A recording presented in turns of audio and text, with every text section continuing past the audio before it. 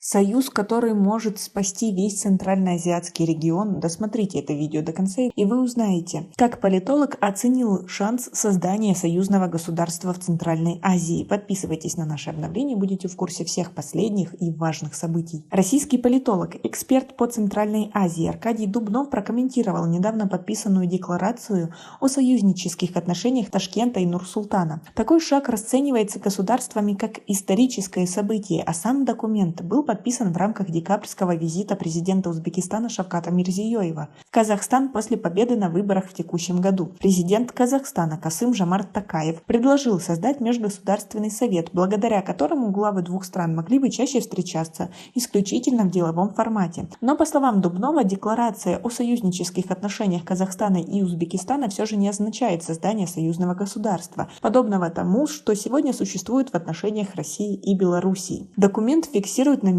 о более мягком, но тесном сотрудничестве, которое предполагается между Ташкентом и Нур-Султаном, констатировал эксперт. Также он предположил, что если все страны Центральной Азии подпишут такой союзнический договор, возможно, между ними будет меньше конфликтов и развитие региона пойдет намного дальше. А как вы думаете, Таджикистану было бы полезно подписать подобные? Свои ответы напишите нам, пожалуйста, в комментарии. В этой связи глава Казахстана Касым-Жомарт Токаев предложил организовать единую сеть транспортировки товаров. Потенциал у стран региона большой. Дубнов напомнил, что попытка сближения этих двух центральноазиатских государств была предпринята 6 лет назад, еще при жизни предыдущего президента Узбекистана Ислама Каримова во время президентства Нурсултана Назарбаева в Казахстане. Тогда до установления такого рода отношений дело не дошло в связи со смертью Ислама Каримова, уточнил эксперт. Но при этом политолог убежден, что стремление Ташкента и Нур-Султана сблизиться вполне обосновано, ведь страны являются осевыми в этом регионе, так же как осевыми считаются отношения между Германией и Францией в Европе. Что касается последних событий в Центральной Азии и Афганистане, то Узбекистан очень выгодно граничит со всеми странами региона. Через Узбекистан идет поток гуманитарной помощи, в том числе из Казахстана. Таким образом, Ташкент является серьезным медиатором в отношениях с новой властью в Афганистане, поэтому все страны региона имеют возможность обезопасить себя от афганских угроз, указал эксперт. Он также напомнил, что Узбекистан не является членом ЕС, а значит, его экономические связи с Казахстаном, важнейшим членом ЕС, могут еще больше усилить экономическое влияние Узбекистана на этот союз. Кроме того, Аркадий Дубнов напомнил о создании в Турции 12 ноября организации тюркских государств, членами которой являются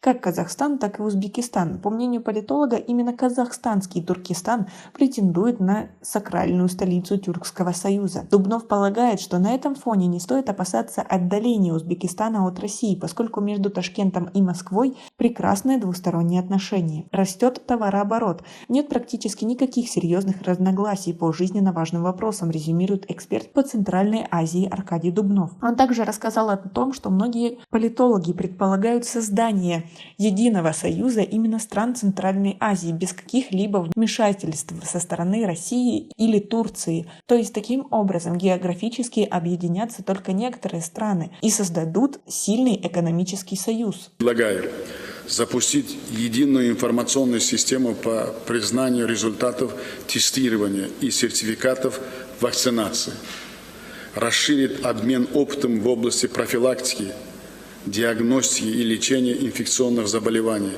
подготовки медицинских работников, наладить между нашими странами научное сотрудничество в сфере фармакологии и кооперацию в производстве жизненно важных лекарственных препаратов, на которые будет очень сложно повлиять, и только они будут регулировать свои отношения, поставки электричества, газа, воды и всего, что только нужно странам, при этом без какой-то левой выгоды для других стран. А как вы относитесь к такой перспективе?